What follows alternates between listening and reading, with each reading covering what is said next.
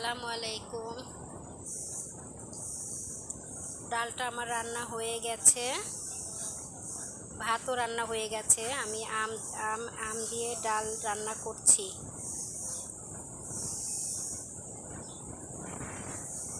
ঠিকভাবে কথাও বলতে পারছি না, কারণ আমার দাঁতে প্রচণ্ড ব্যথা। সকালে হসপিটালে গেছিলাম,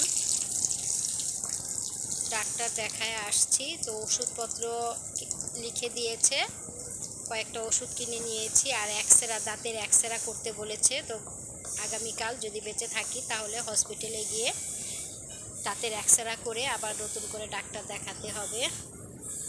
আমি এখানে ডাল বাগার দেব, শুকনা মরিচ, পেঁয়াজ কুচি আর রসুন কুচি নিয়েছি। একটু লাল হলে আমি ডালে ছেড়ে দেব।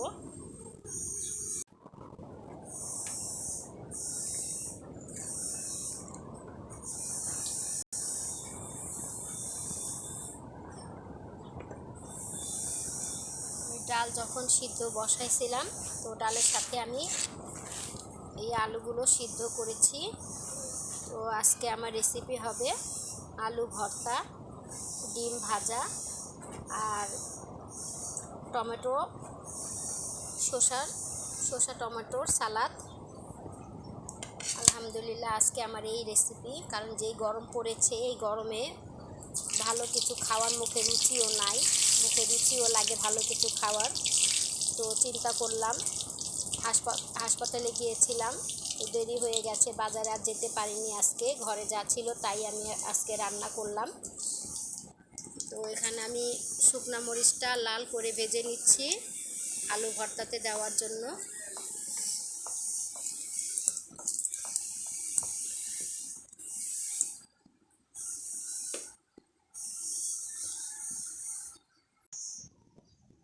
হসপিটাল থেকে আসতে আসতে প্রায় দুপুর 1টা বেজে গেছে।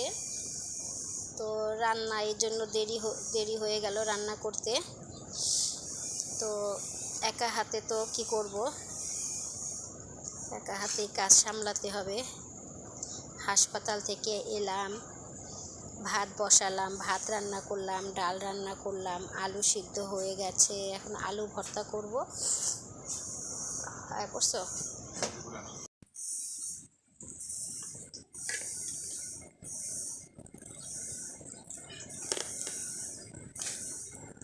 গ্লাসটা করলে, যাতা দিলে তাড়াতাড়ি সুন্দর হয়ে যাবে। কাপ দেয় করতেছে, আলুগুলি মানে আঁকড়ায় যেতেছে গা, এত শক্ত, সহজে আলু। এখনকার আলুগুলি ভালোই না।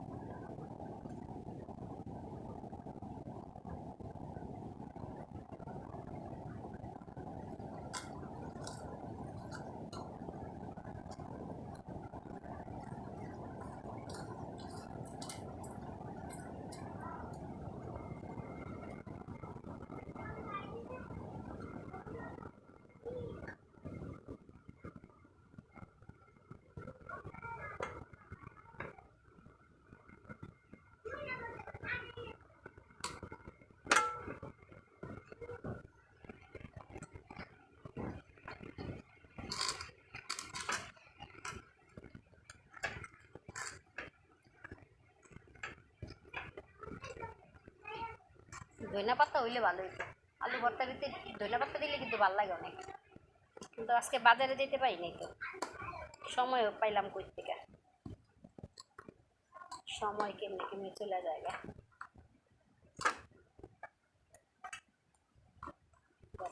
ধনিয়া পাতা না দিলে ভালোই লাগে না।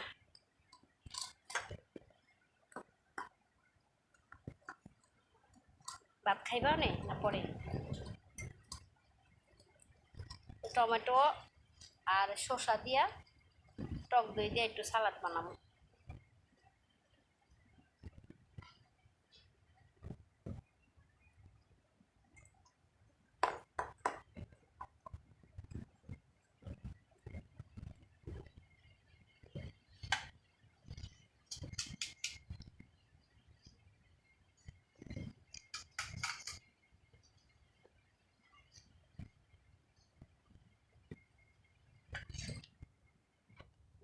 আলু ভর্তা,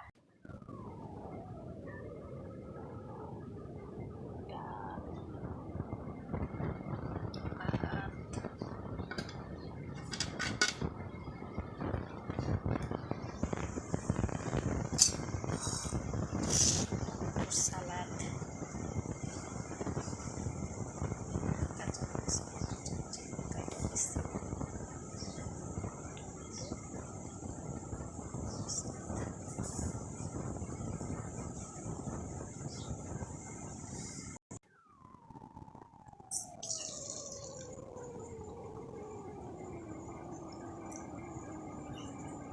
এত অশ্লীল হয়ে গেছে গা, মদ খাইয়া এই অবস্থা করে।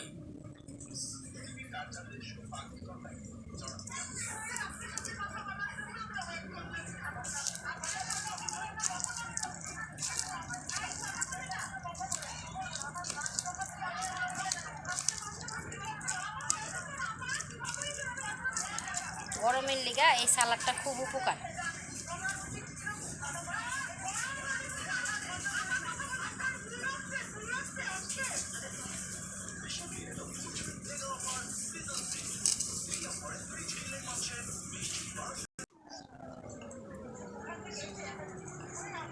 টিভি খুললে কত রকমের যে খবর জানা যায় বলার মতো না।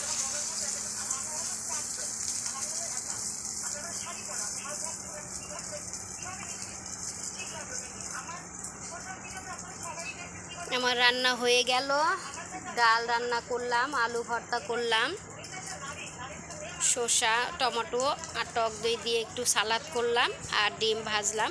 আজকে আমার এই দুপুরের এই রেসিপি। আলহামদুলিল্লাহ, আমি এখন আপনাদের কাছ থেকে বিদায় নিলাম। তো আমাকে যারা সাপোর্ট করেন তাদেরকে জানাচ্ছি আমি অসংখ্য ধন্যবাদ। পাশে থাকবেন, পাশে থাকলে অবশ্যই পাশে পাবেন। তো এই বলে আমি বিদায় নিচ্ছি। আল্লাহ হাফেজ।